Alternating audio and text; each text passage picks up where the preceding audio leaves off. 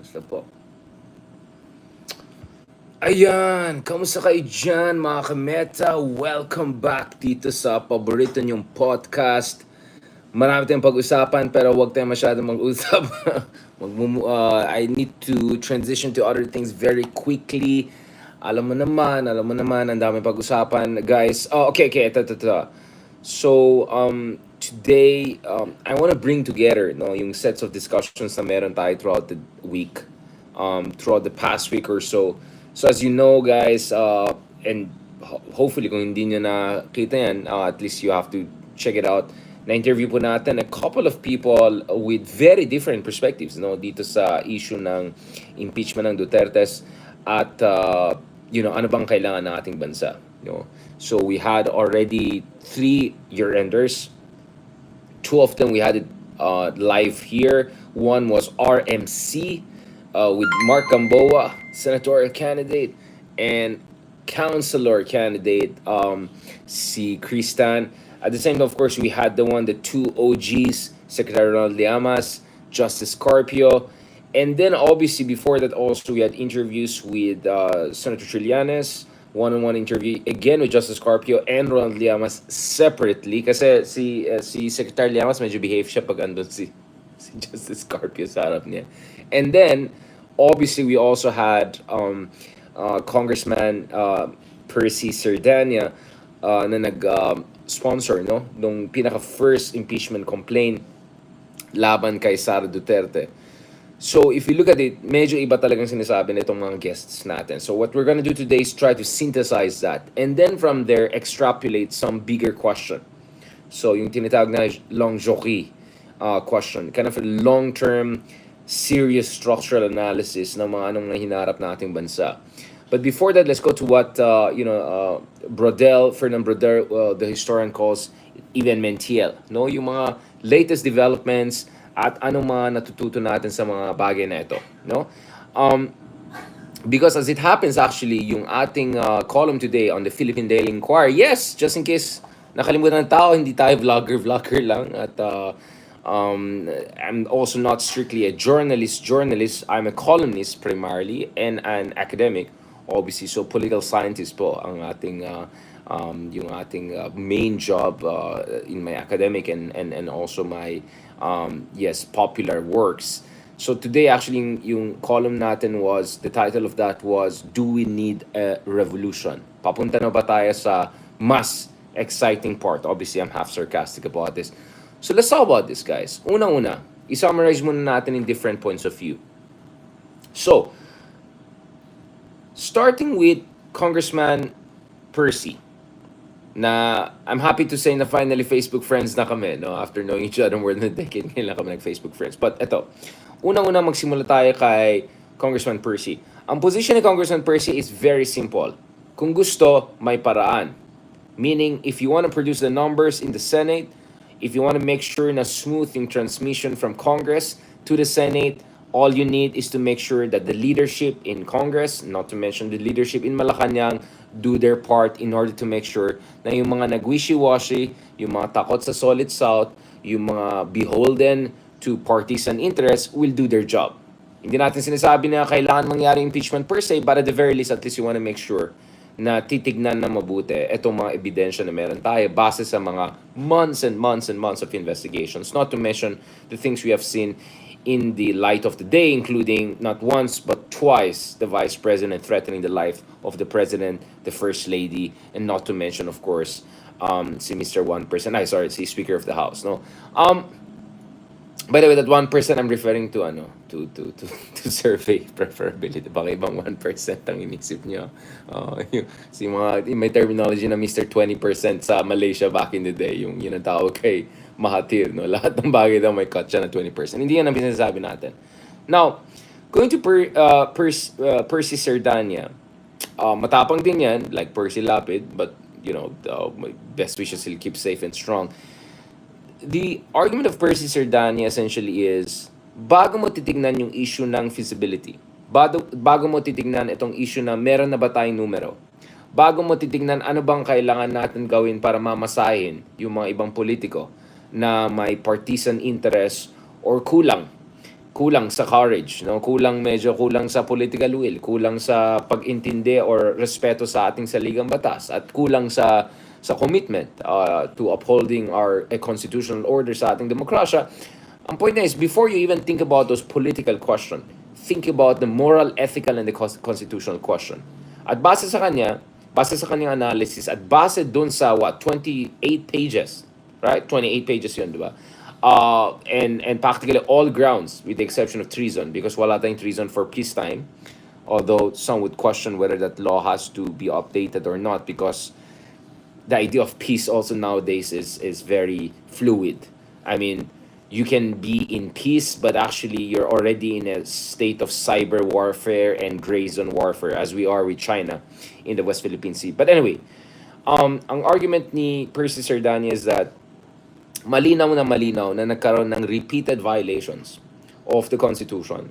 Malinaw na ating Vice Presidente has not been living up to her duty and mandate. Malinaw ayon sa kanila na ating Vice Presidente ay nag-abuso ng kanyang mga privileges, her powers, and essentially betrayal of public trust, which is very catch-all, very stretchable definition of abuses, no, na maraming pwede cover dyan. So from piatos to shimenat to pagmumura sa presidente, sa threats, all sorts of different misbehaviors and misconducts and alleged corruption and anomalies. Lahat ng mga yan, ayon kay Percy Sardania, ay sufficient enough to go with impeachment complaint, and then mamaya na natin isipin whether we have the numbers or not.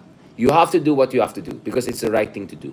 You have to do what you have to do because red lines have been crossed, because quote unquote, crimes have allegedly been committed. So yun yung position ni Percy Sardania. And I think the point of the congressman also is that someone has to get the ball rolling.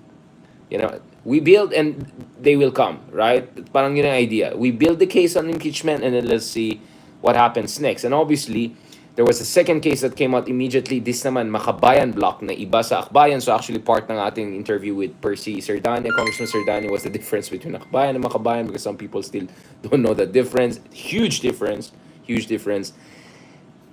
But it's fundamentally a principled argument. And the argument that you need to be at the tall grass, even though ikaw ang uunahin ng mga kalaban, di ba? Kasi ikaw lang nagkaroon ng sapat na political courage to push ahead with this. So that's essentially the Percy Sardania position. At yun ang nakita natin, guys, sa ating mga interview, and I suggest you to check it out for yourself to see the, essentially, ano yung position verbatim ng Congressman Sardania. And then we had Senator Trillanes. Senator Trillanes comes into this picture very interestingly. Ang position ni Senator Trillanes is not only kailangan itong impeachment case na ito, actually, feasible din ito na Sardania, ba sabi? Sardania, ito. Sir, kasi ako ng sir. Sardania, yan naman tayo. Pasensya na, guys. Long days. Grabe yung traffic kanina sa Green Hills. More than an hour na sa Green Hills na ako. Sorry na, okay. Stand corrected. 20 years of journalism. Si Bitag nga, sabi ko Bintag eh. Anyway, that's Percy. Sorry, kasi I call him Ka-Percy, so okay. Anyway, yun yung kay Ka-Percy.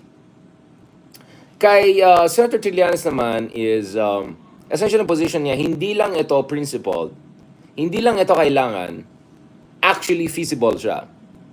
Now, aminado si Senator Trillanes na, of course, medyo mahirapan tayo pagdating sa mga numero sa Senate. Can you produce 16 people, essentially, to endorse final impeachment if there's sufficient evidence? Ang argument ni Senator Trillanes is, it's a question of sequencing and it's a question of procedural innovation. At base dun sa pinag-usapan namin dalawa, for instance, pinag-usapan namin, yung suggest ko ng isa, why not secret ballot? If not secret ballot yung huling decision, at least secret ballot yung procedures of the trial itself. And then ang position ni Senator Trillanes is also, actually, you can still have the hearings going on even if papunta na tayo sa elections. It's just a matter of division of labor and the schedule and the calendar in the Senate. And then, ito yung very interesting kay Senator Trillanes. Ang sinasabi niya is, you can actually also have the voting right after elections, but what he didn't clarify is that right before the new Congress comes in. Remember, sabihin natin May yung election, di ba? Early May yung election. The new Congress will not come in until what? June, right? So, between the election and pagpasok ng bagong Kongreso, meron kang, what, 6 weeks? Right? A couple of weeks? 6 to 8 weeks? Kung saan, kahit yung mga paalis na mga senador o yung mga senador na hindi nanalo sa re-election ay pwede pa rin bumoto. So you make sure the trial happens through and through the first quarter of the year, but you leave the vote to right after elections. Para ibang senador na takot sa electoral backlash, wala na silang excuse. Baka nga, kung talo pa sila, di after election, di pagkikunes, isisi nila sa kapa, di lalo pa sila. Do you get what I'm saying? So, ang argument ni Senator Trillanes is that all you need is sequencing and procedural innovation, and yes, if necessary, some sort of secret ballots along the way. So his argument is that actually feasible siya. And then, pupunta naman tayo kay Justice Carpio. Justice Carpio has I would say, radically different position. And this comes out, especially dun sa ating year-ender na RRC, na kasama natin both si Ronald Llamas and Justice Carpio. Apology, hindi pa na-upload yung finalized version kasi inedit pa yan. Guys, 100 plus gigabytes yung footages natin. Nakalimutan namin, naka 4K camera siya. So yung isang footage pa lang was like 60-70 gigabytes. So imagine just processing it, uploading it, downloading it, then uploading it again, etc. So it took us 2 days or so. But don't worry, more or less yung edited version ay na-upload na. So tomorrow, check out 1 p.m. yung finalized version niya. So multi-angle siya, at least 2 different cameras and all. And we have to fix audio and some of the technicalities and all of that. So pasensya na, hindi talaga madaling production. At wala akong official production team. So salamat kay RJ at saka yung mga kaibigan natin na tumutulong sa atin sa videography. So again, thank you so much sa inyo lahat for your support and all of that. Medyo nakakaroon na tayo ng konting kakayahan, no, para magkakaroon tayo ng mga matitinong mga videography. But hopefully we will do more of that. But going back to this, Justice Carpio's position is awanan. Talagang hindi mangyari impeachment. Malabo talaga. It's too late. It's really too late. I mean, my goodness, you basically have January alone and everyone is already transitioning to elections and malabo talaga yung makukuha mo yung sapat na numero ng, sorry, naka-alarm pa ako kasi nag-power nap lang ako kanina, grabe yung pagod ako sa traffic. No, but going back to Justice Carpio, his position is that it's too late for impeachment. So, rather go for sampahan mo na ng kaso. Kung sa tingin mo may abuso na nangyayari, sa tingin mo may mga, serious crimes, right? Grave threats to the president, for instance. If sa tingin mo meron pang element of sedition, betrayal of public trust, corruption, sige, go na for it. Yun na yun. Sampahan mo na ng kaso kasi malabo yung impeachment. It's too politicized. It's too much tethered dun sa masyado siyang dependent dun sa political will or lack thereof of yung mga ibang politiko. So just forget about it. There's not enough time. There's too much dependence on the political whim of certain politicians. Many of them not necessarily reliable. So forget about it. Just go and sampahan mo ng kaso yan. That's your best shot at making sure that there's going to be an element of accountability. So, awanin ng ito'y, pero adamat nga hope on a different lane, right?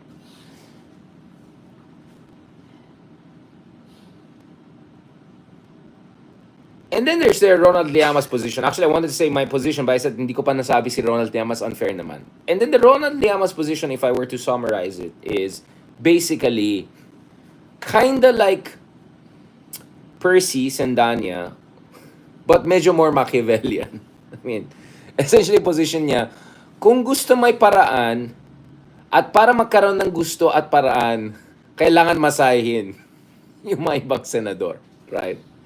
Essentially, the Ronald Llamas school of thought on this is, we saw it in the past, it's doable. It's doable if you make sure that enough, that the matrix of incentives and pressure is there, right? And going back to that, essentially yung position ni Secretary Llamas is, at least based on our conversation, nakatatlong conversation na tayo at least. Kanina sa Safe House, abangan yan. Yung dalawa kami ng RRC with Justice Carpio, and of course yung one-on-one namin kanina. Ang position ni Ronald Llamas essentially is this, that you want to make sure, if it's a question of being in between the rock and the hard place, ano bang mas masama, rock or hard place? Make sure na you are not the lesser evil.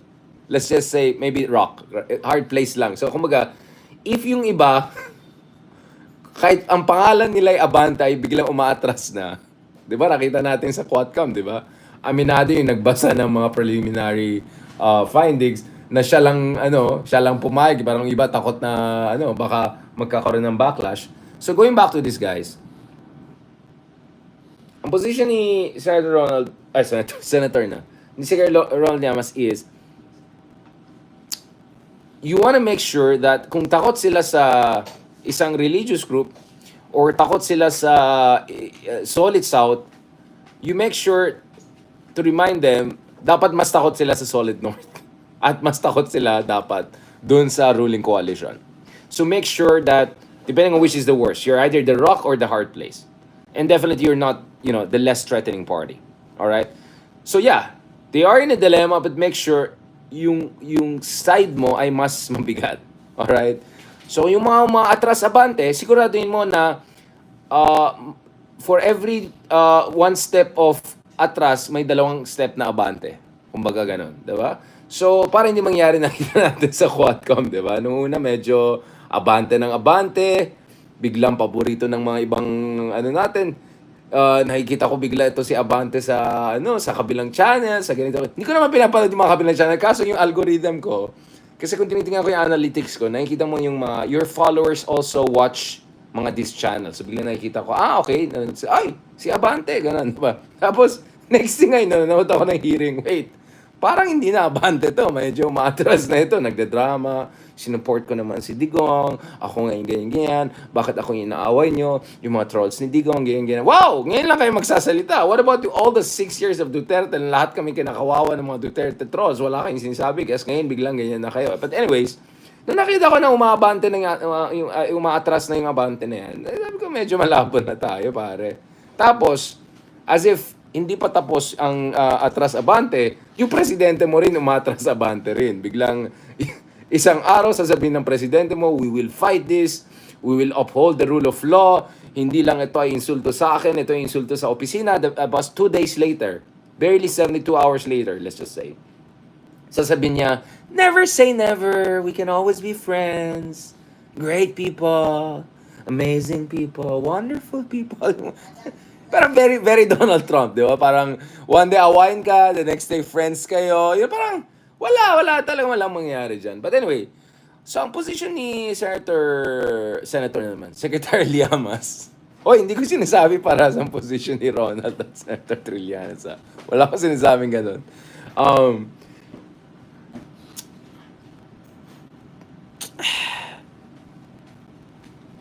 Para kay Ronald, I think he's basically saying, if in the next 2 weeks, hindi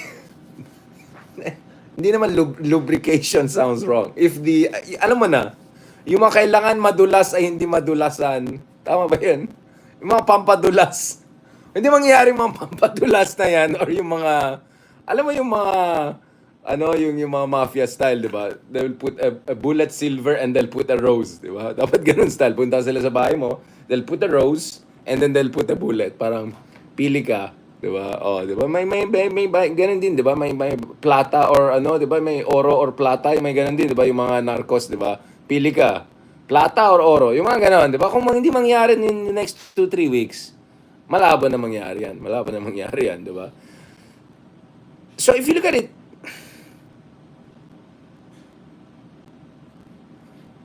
hindi pa nga naka-move on ng mga tao sa NTFL ko di ba? Tama na yan.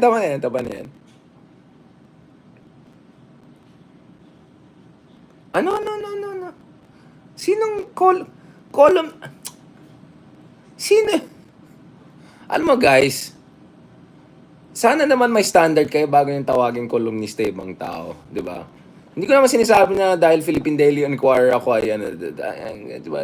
I'm just saying sana yung mga questionableng mga newspaper, mga hindi, wag na natin tawagin totoong columnist yung mga nagsusulat dyan. But anyway, wag na tayo mag-comment. Wag na maggulo. Anyway, so, I'm giving you the different parts of this story. So, what is my stake? What is my take here? What is my take here?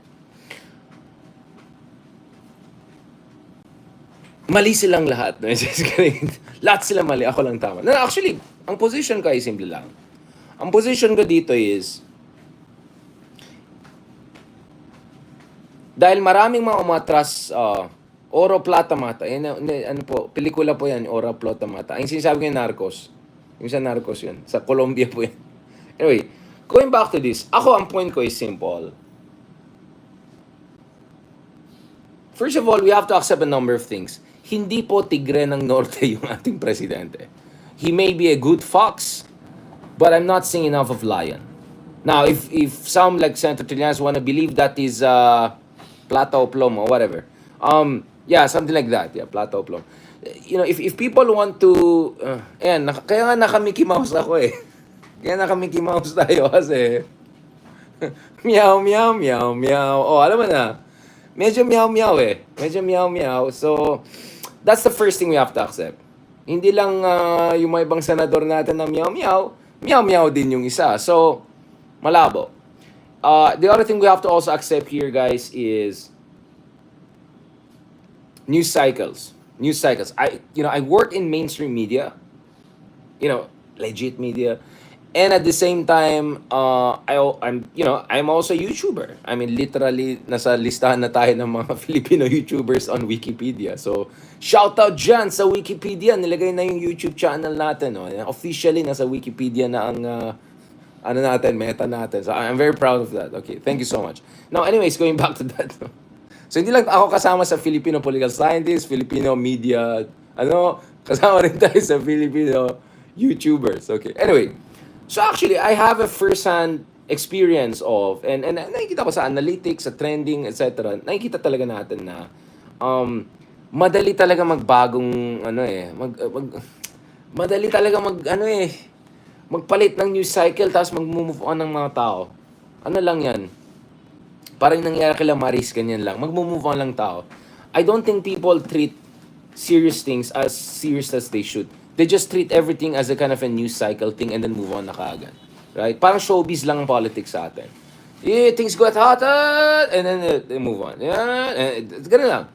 So, at hindi tayo katulad ng South Korea. You know what I'm saying? Like, South Korea, hindi nila binatawan yung presidente nila, si Kim Jong-un. Sorry, si Yoon, President Yoon. The moment that the guy crossed the line, even if they didn't get him in the first impeachment, they got him in the second impeachment. And now the cases with the Supreme Court in South Korea, tuloy-tuloy lang yan. South Koreans are serious people. You cross the line, they'll go after you, they'll make sure they'll see this through. That's why 10 out of their past 13 presidents ay medyo alanganin for the abuses they made. Unfortunately, I'm not sure andun tayo. Plata o plomo. Okay na, tama na. Okay, move on na tayo. Pasensya na. Okay. Disculpa. Okay. So, one is that. One is, wala kang decisive leadership. Wala kang principled politics. So, hindi tayo South Korea. I'm not saying South Korea is perfect. We had a long vlog about problems in South Korea too. Kaya umabot sa issue ng martial law, but nevertheless. We also have a political culture na very showbiz, very news cycle-ish, very ephemeral. Everything is transient, right? You move from one news cycle to the other as if nothing happened. And ang haba ng pasensya natin. Like basta magwala lang tayo sa TikTok, ganyan, okay na tayo. Move on na. And then elections is gonna come, and that's gonna be a big thing. It's gonna be a torrent of content and news and resources and everything, right? So those are the facts we have to accept, right? So having said that, sa aking palagay, really, and more or less I start where I started, essentially, right? Meaning, Hindi ko naman sinabi wala tayong natutunan sa ibang tao, but I think more or less I still stand by my argument na the scenario I see here is still the snowball effect scenario na mangyayari sabay-sabay lahat.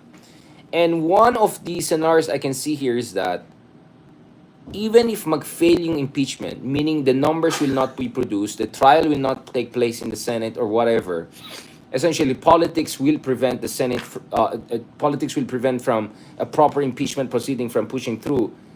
It's still possible that the court case will push ahead.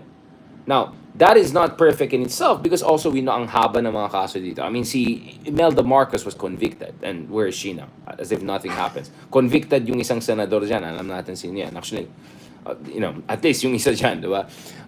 Sabi nga ni Jonathan Morales, hindi katulad ng buti na senador, at least hindi ako convicted, di ba? So, courts, even when they decide properly and correctly based on evidence, are not necessarily gonna bring about actual accountability. But at least there's a degree of legal accountability. But pwede appeal yan, blah, blah, blah, drama, drama, drama. But anyways, what I'm saying is that what could happen here is magka-complement yung impeachment process and yung judicial proceedings. Where in the impeachment proceedings create essentially a public trial whereby the people will see the evidence for what they are, and then at the same time, the courts can go ahead with examining the legalities of the case and the weight of the evidence. And then if ever they come with a decision that goes against one of the most powerful figures in the country, because the impeachment proceedings, or at the very least, the Quadcom hearings and all of the relevant hearings have exposed enough anomalies, you create essentially a bubble of legitimacy, or at least a shadow of legitimacy, when the courts come with a major decision affecting one of the major political figures in the country. All right? So yun ang sinasabi. So yan ang tawag ko snowball effect. But the snowball effect is not only this. Hindi lang impeachment proceedings, simultaneously with court proceedings, ultimately for me, it goes down to the ICC decision. The ICC decision is practically inevitable next year. It didn't happen this year. I still don't know why. I need to marites around it. But I know as we speak, cooperation is happening. We know that a month or two ago, andito sila sa hotel ng, munti ko sinabing hotel. Hindi Sogo. Hindi sila sa Sogo.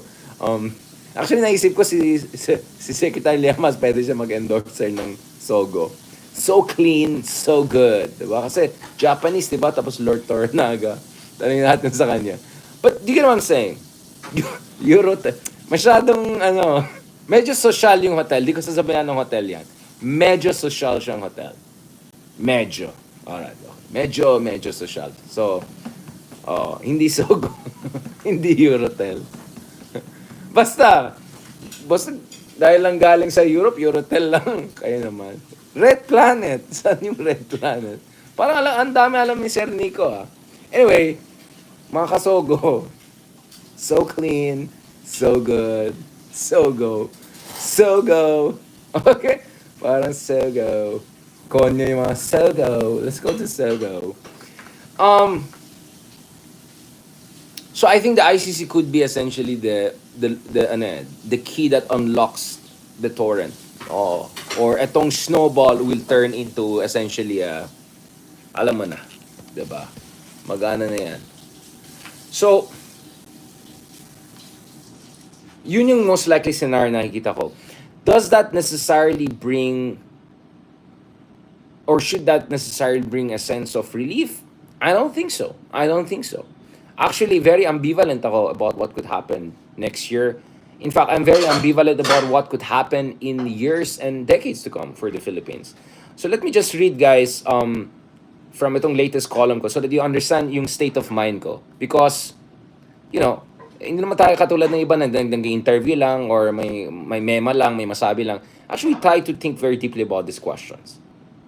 This is our jobs as social scientists, as academics. We are supposed to think about things very deeply as much as possible. And I tell you what, as we sit, I'm going through book after book after book after book. I'm just trying to go back to the basics, including Antonio Gramsci's notion of hegemony, which we now know even right-wingers like, new fascists in Italy like Meloni are reading about Gramsci. So you have to still go back to the basics about theory and all of that, right? So let me just read a bit about the column, my column today, bas para magkaroon tayo magkakaroon kayo ng idea saan ako galing, where are my sentiments coming from.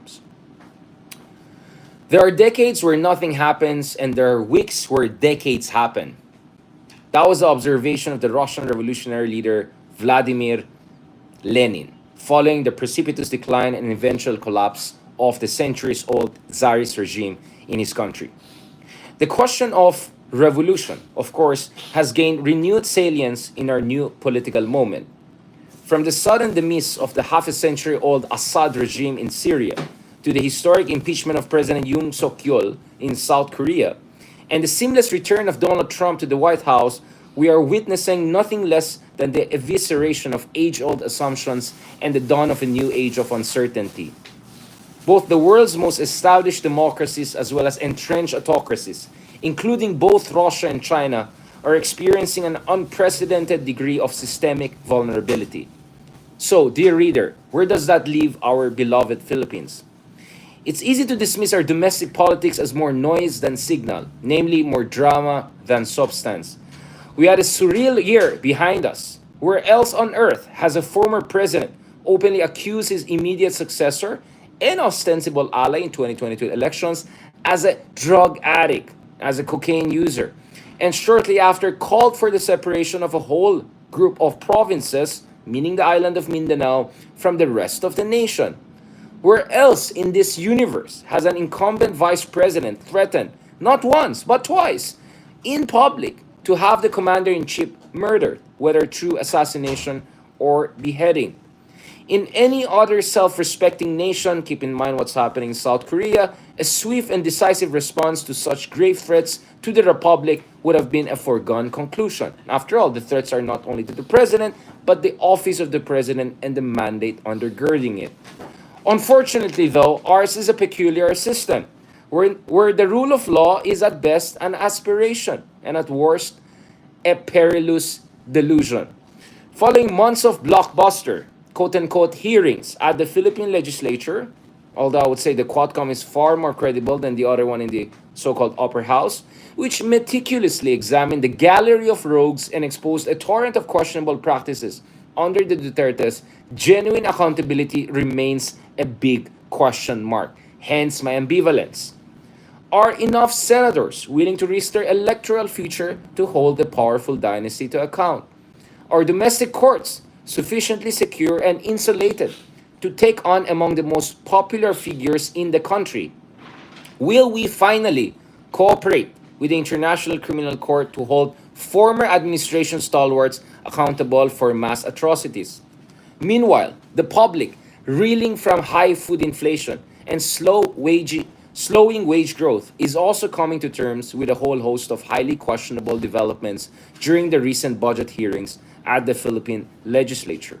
The prevailing opinion among a growing number of folks is that our politicos are scrambling for discretionary funds, pork barrel, ayuda fund, whatever you want to call it, ahead of next year's elections at the expense of desperately needed long-term investments in our key institutions, including healthcare, tignan mo yung nangyari sa PhilHealth, education, kinaltasan yung budget ng DepEd, and defense. Even at the end din natin medyo naapektuhan dito sa mga last-minute realignment na nangyari sa Kongreso. Philippine politics, and guys, this part is very important, is a classic case of what in physics is called unstable equilibrium. It looks like a beautiful chaos or mess on the surface, and it gives some impression that it could last for ever, essentially, because, it's chaotic, it's fiesta-like, but it will continue. But actually, it's also increasingly unsustainable and accordingly susceptible to radical transformation. In fact, in 2016, when Rodrigo Duterte won, we already had a flavor of it. This idea that people are desperate for transformative politics. Tunay na pagbabago.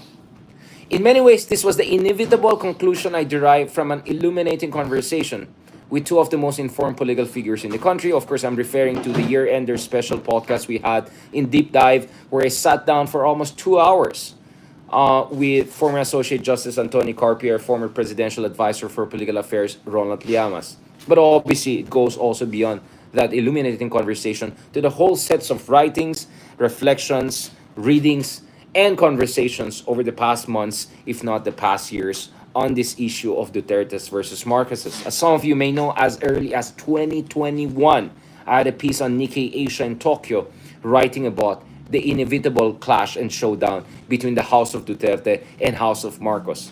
So actually, this is something I've been discussing for almost 3 years right now. Now, we began in that podcast edition with Ronald Llamas and Justice Carpio, also here, with what Fernand Brodel, the historian, calls evenmentiel, meaning analysis of the latest political developments on a daily basis, ranging from controversies surrounding the Philippine Healthcare Insurance Corporation to suspicious reinstatement of the Ayuda sa Kapos ang Kita program and the scandalous massive cuts to the Department of Education's budget, among others, inter alia, etc., etc. Yes, and TFL-CAP ek too. Then, of course, all of these discussions we have had about the fate of the Duterte dynasty's prospects for the vice president's impeachment and the pros and cons of charter change under the next Congress. But the thing is this, what we really need here, beyond this day-to-day analysis, which I think any journalist, any vlogger, any political analyst, whatever that means, can do, what we really need fundamentally, guys, here is longevity analysis. Looking at long-term trends and looking at whether the status quo is sustainable. This is the dark reality that we face in the country. Pag titignan natin yung long-term prospects for Philippine democracy, ang meron tayo ay ganito. With a few dynasties still dominating our elected offices, and by the way, the latest studies show that actually mas kumonti pa yung mga tumatakbo sa mga lower positions, including Congress, governors. So in short, even fewer dynasties are fighting over the number of seats, right? So nagnarrow pa yung circle of competition. And even fewer oligarchs are gobbling up much of recently created growth. Numbers were as high as 40 families alone gobbling up 76% of newly created growth.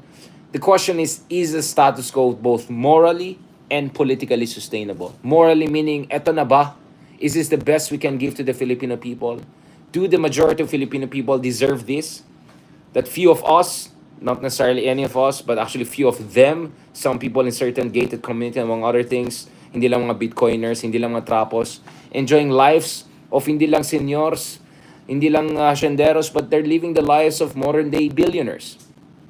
And at the same time, the majority of our population are actually experiencing rising hunger rates, or at least steady rates of massive underemployment and poverty. And narrow elite has seemingly hijacked both elected offices and the commanding heights of our economy. And therefore, we will soon face a crossroad. And this came out during our discussion with Justice Carpio and the parting words we had for our year-ender analysis. And this crossroad is essentially a question of what options do we have ahead of us?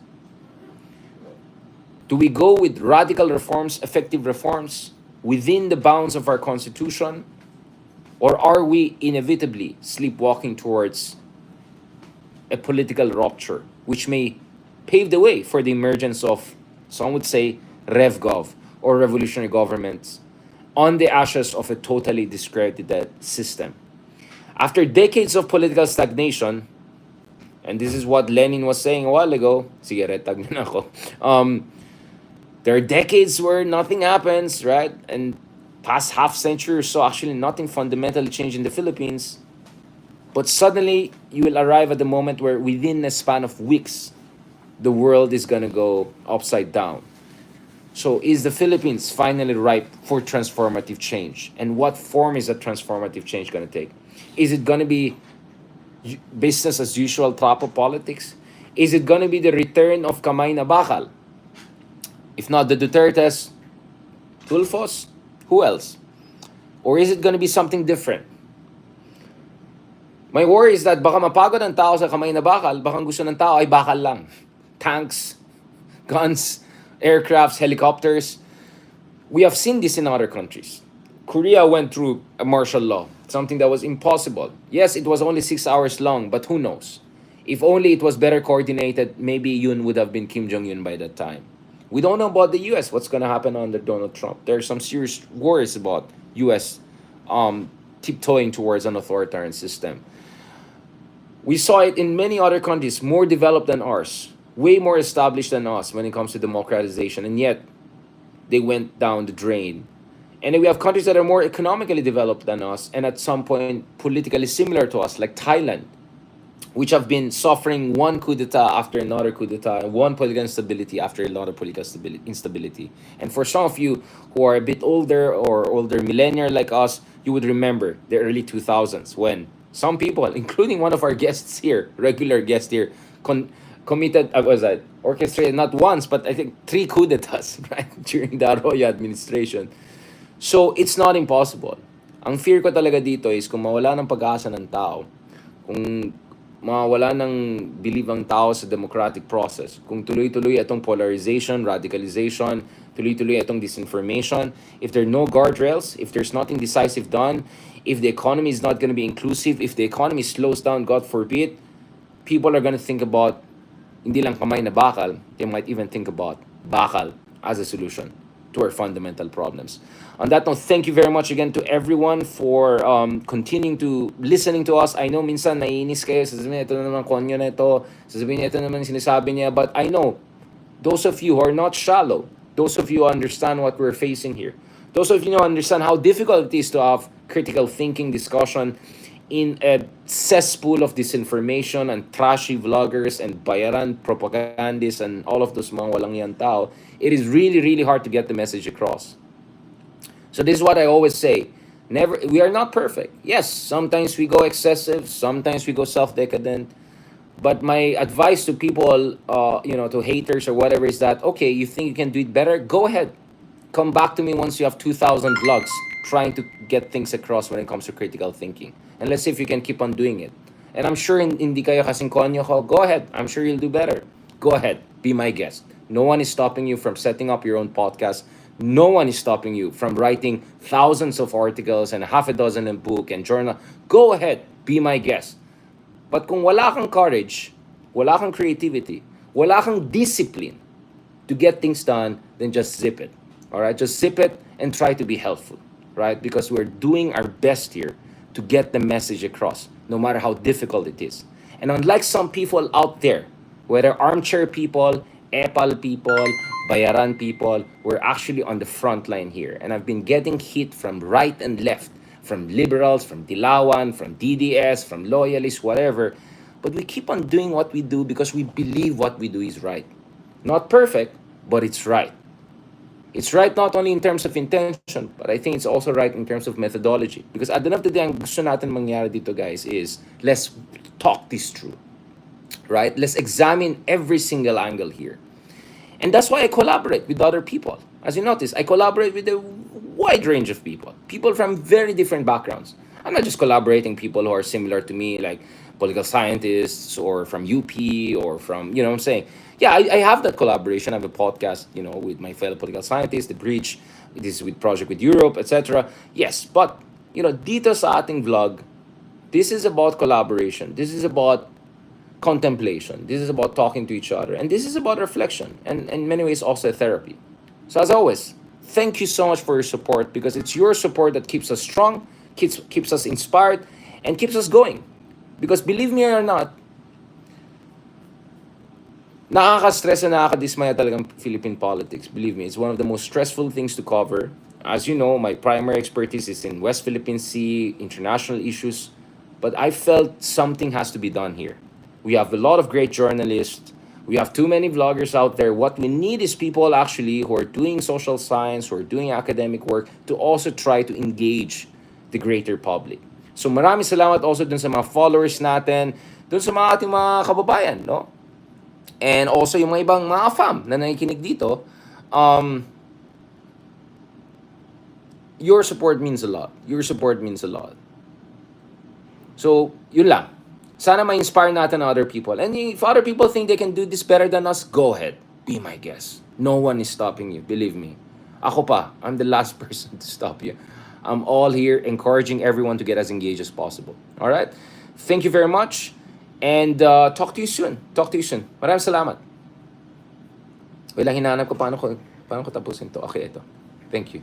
Salamat, guys. Thank you very much.